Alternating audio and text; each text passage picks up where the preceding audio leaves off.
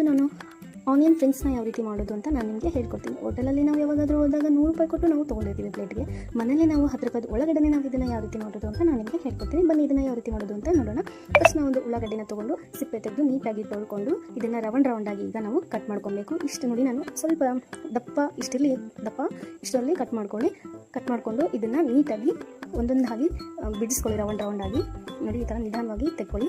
ಇದನ್ನು ತೆಗೆದು ಕೋಲ್ಡ್ ನೀರಲ್ಲೇ ಆದರೂ ಹಾಕಿ ಅಥವಾ ನಾರ್ಮಲ್ ನೀರಲ್ಲಾದರೂ ಹಾಕಿ ಒಂದು 10 ನಿಮಿಷ ಇದನ್ನು ಬಿಡಬೇಕು. ನಾನಿಲ್ಲಿ ನಾರ್ಮಲ್ ನೀರಲ್ಲಿ ಹಾಕಿ ಒಂದು 10 ನಿಮಿಷ ಬಿಟ್ಟಿದ್ದೀನಿ.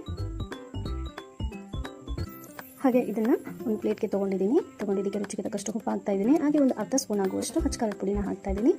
ಈಗ ಇದನ್ನು ನೀಟಾಗಿ ಕಲಿಸ್ಕೊಂಡು ಸಣ್ಣಗೆ ಹಚ್ಚಿರುವ ಕೊತ್ತಂಬರಿನ ಹಾಕ್ತಾ ಇದ್ದೀನಿ. ನೋಡಿ, ನಾನು ಕೊತ್ತಂಬರಿನ ಹಾಕಿದ ಮೇಲೆ ನನಗೆ ಖಾರ ಕಡಿಮೆ ಅನ್ನಿಸ್ತು, ಕಲಿಸುವಾಗಲೇ ಕಡಿಮೆ ಅನ್ನಿಸ್ತು. ಹಾಗಾಗಿ ಮತ್ತೆ ಒಂದು ಅರ್ಧ ಸ್ಪೂನ್ ಆಗುವಷ್ಟು ಖಾರನ ಹಾಕಿ 1 ಸ್ಪೂನ್ ಆಗುವಷ್ಟು ನಿಂಬೆ ರಸನ ಹಾಕಿ ನೀಟಾಗಿ ಇದನ್ನು ಕಲಿಸ್ಕೊಂಡು ತೊಗೊಂಡಿದ್ದೀನಿ. ಕಲಿಸಿದ ಮೇಲೆ ನಮ್ಮದು ಆನಿಯನ್ ಫ್ರಿಂಗ್ಸ್ ರೆಡಿ ಆಯಿತು.